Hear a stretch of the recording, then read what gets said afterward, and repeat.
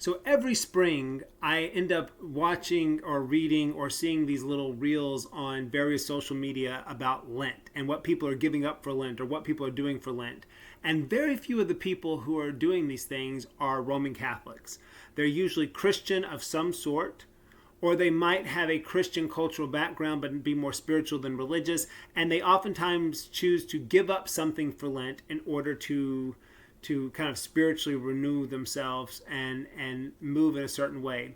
And I understand from a traditional Catholic point of view, and I would assume from Eastern Orthodoxy, which has its own version of Lent, that might be kind of offensive. I would even assume there might be people who are a little less than thrilled in some of the Protestant denominations that also observe Lent.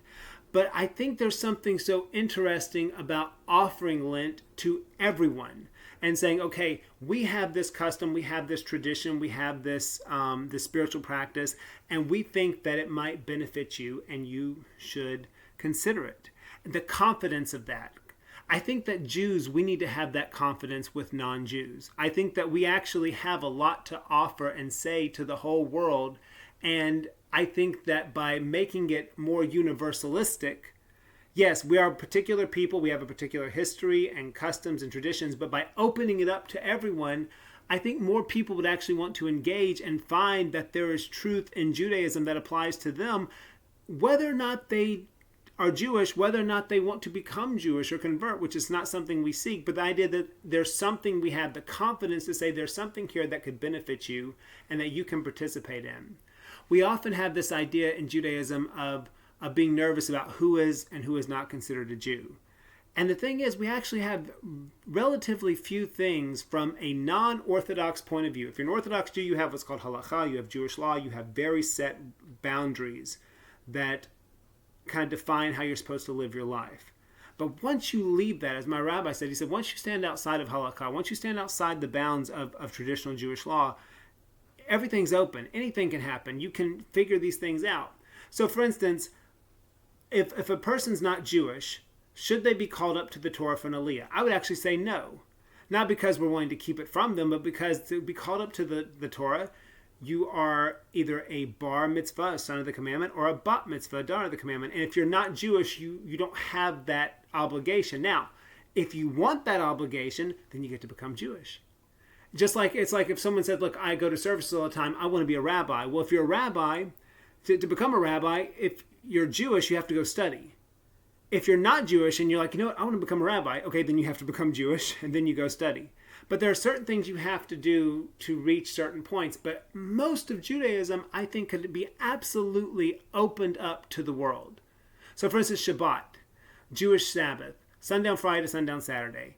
The things that we do on Shabbat, the dinner and the meals, those things, I feel like that would be such a great thing to open up to the non-Jewish world. And oftentimes, even when we do that, we do it wrongly. We'll tell non-Jewish people, like, you can go observe Shabbat on your own, or here are some practices, go take them and do what you want with them. Instead of saying, no, we're a community, come join our community. Come to our Shabbat table.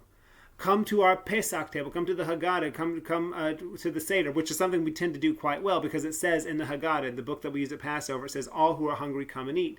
But if we had that attitude that we tend to have at Passover the rest of the year, why we keep the high holy days to ourselves, which is, we're starting the season of Elul next week, it's a little early this year, the season of self-reflection and thinking about the wrongs that we've committed and our attitudes towards them and seeking forgiveness from those we've hurt and been hurt by, offering forgiveness, and then trying to get right with God and reflecting on this in a day of fasting and prayer, and also offering of charity to those who are without, which is what we do on Yom Kippur. Why we don't take this season and say, okay, world, here you go. Like, come to services, come to the Slichot services where we change out the Torah scroll and we talk about the cycle of the year. Come to Rosh Hashanah when we dip apples in honey and it's fall and we're starting to see, okay, this new season that's arriving that is much more introspective. Come to Yom Kippur services and wear white and feel the way the sun goes through the windows in the afternoon when you're still fasting and you know that the fast is going to end soon, but it's not quite yet. And you're reflecting on the gates of repentance, which have been open and which are now closing. Come to that, come for the high holy days. I feel like that's like our greatest secret, and we keep it to ourselves. I'm like, okay, no, we can't, this is just for the Jewish people, it's so boring. Versus saying, actually, no, here's a moment to evaluate your life. Here's a moment to think about who you are, where you come from, where you're going, and what changes do you need to make to get there. Do you like yourself as a person? Do you not like yourself as a person? How do you feel about those who have hurt you? Are you holding on to bitterness? Is it doing any good? Are you able to release and forgive? We should offer that to the world. And oftentimes we take our most sacred things and we set them to the side and we say, well, no one would want to participate. No one would want to feel that. And I'm like, are you kidding me? Even in the midst of Christmas, which is so huge, and Jews supposedly we have this big envy for because we don't have Christmas, I've never met a non-Jew who was not moved by the lighting of Hanukkah candles. When we invite people at Passover, and we say, all who are hungry, come and eat, and we were slaves in the land of Egypt, but the Lord delivered our ancestors, that attitude we should have for every Jewish holiday, for all of our traditions. And I think if we have it with confidence, I think that the non-Jewish world will respond and find that it benefits them on a soulful and spiritual level just as much as when people take on the practices like Lent during the spring. So the key, I think, is Jewish confidence. Just kind of a thought that I've been having lately.